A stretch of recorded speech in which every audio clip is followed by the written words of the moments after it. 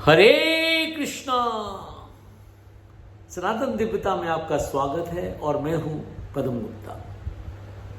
एकादश रुद्र की श्रृंखला में आज हम चर्चा करेंगे शिव जी के पिपलाद अवतार की कथा। एक समय दैत्यों ने वृत्तासुर की सहायता से समस्त देवताओं को पराजित किया था। सभी देवता ब्रह्मा के पास गए और उनको अपनी करुण कथा सुनाई। ब्रह्मा ने कहा, देवताओं, त्वष्टा ने तुम लोगों का वध करने के लिए इस महातेजस्वी वृत्तासुर को उत्पन्न किया है। इस दैत्य महान आत्मबल से संपन्न और समस्त देवताओं का अधिपति है। महर्षि दधीचि ने शिव जी की आराधना करके ब्रज शरीर की अस्थियां प्राप्त की हैं। तुम लोग उनसे उनकी अस्थियों की याचना करो और उसके द्वारा ब्रज का निर्माण करो।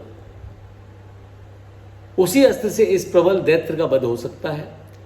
जब इंद्रादि देवता दधीचि के पास गए तब वे परोपकार परायण ऋषि उन्हें देखते ही उनका मंतव्य समझ गए। उन्होंने अपनी पत्नी सुवर्चा को आश्रम से अन्यत्र भेज दिया। तत्पश्चात भगवान शिव का ध्यान करते हुए उन्होंने देव कार्य के लिए अपने शरीर का त्याग कर दिया। इंद्र ने विश्वकर्मा के द्वारा दधीचि की अस्थियों का ब्रज का निर्माण करवाया और उसके द्वारा वृत्रासुर का वध किया गया। इधर दधीचि की पत्नी सुवर्चा जब आश्रम में लौटकर आई और देवताओं का कारण अपने पति के तन त्याग की बात सुनी, तब उन्होंने क्रोधित होकर इंद्रादि समस्त देवताओं को शाप दे दिया। फिर सती होने के लिए लकड़ियों की चिता तैयार की। उसी समय आकाशवाणी हुई, देवी, तुम्हारे उदर में मुनि का तेज विद्यमान है।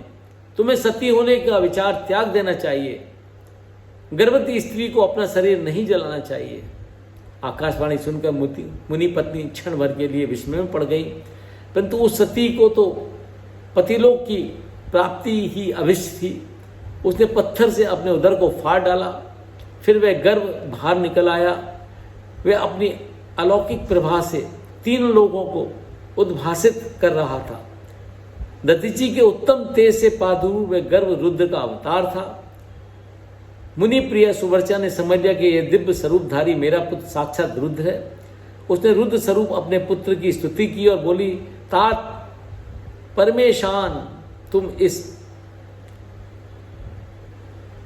अश्वत्थ वृक्ष के सनिध रहो, तो समस्त प्राणियों के लिए सुखदाता हो और मुझे पूर्वक अब पति लोक में जाने की आज्ञा दो।